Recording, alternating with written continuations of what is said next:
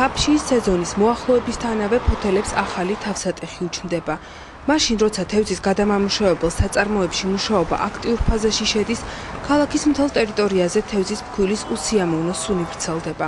საწარმოს მიმდებარე ტერიტორიაზე მცხოვრები მოსახლეობა უკვე ჯანმრთელობის პრობლემებს უჩივის, თუმცა ისინი კომენტარისაგან თავს იკავებენ.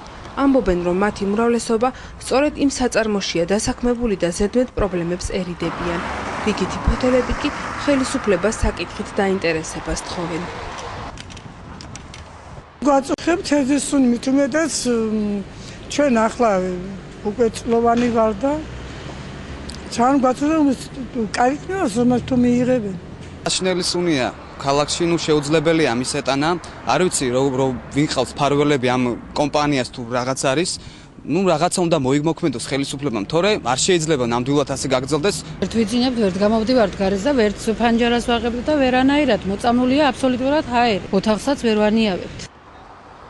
სპეციფიური სუნი თევზით გადამამუშავებელი ქარხნიდან, მადაიდან გავრცელდა. გარემოს დაცვის ინსპექციამ გასული წლის ნოემბერში გარემოსათვის მიყენებული ზარალისათვის ადმინისტრაციული სამართალდარღვევის ოქმი შეადგინა, რის შედეგადაც ფირმა მადაის ჯარიმა დაეკისრა. გარემოს დამცველებმა მაშინ დაასკვნეს, რომ საწარმო სტანდარტებს არ შეესაბამება. ეს ინტერვიუ კი გასული წლის ნოემბერშია ჩაწერილი, ზუსტად მაშინ, როცა ფირმა მადაის ჯარიმა დაეკისრა. ცხოვრიდან გამოვიდა თავარი აგრეგატის მოტორ რედუქტორი, რომელმაც გამოიწვია ესეთი მდგომარეობა. ჩვენს მიერ ეს აღმოფხვრილი იქნა უმოკლეს პერიოდში.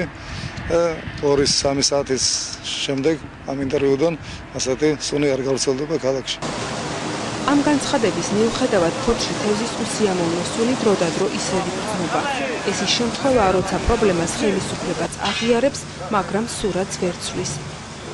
პირადად ქალაქის მერმა მიმართა გარემოს დაცვის მინისტრს, გარემოს დაცვის სამინისტროდან იყო ჩამოსული სპეციალისტები, რომელმაც შეისწავლენ აღნიშნული პრობლემა, ადგილზე მივიდნენ და ათვალიერენ თუ რისგან იყო გამოწვეული ეს სპეციფიკური სული და გარკვეული რეკომენდაციები მიეცა მათ თუ რა სამუშაოები უნდა შეესრულებლიათ.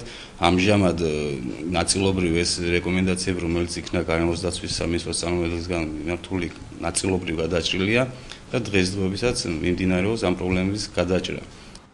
კითხვაზე სწორადაა თუ არა თევზის გადამამუშავებელი საწარმოს ადგილმდებარეობა შერჩეული, მერის თანაშემწე ასე პასუხობს.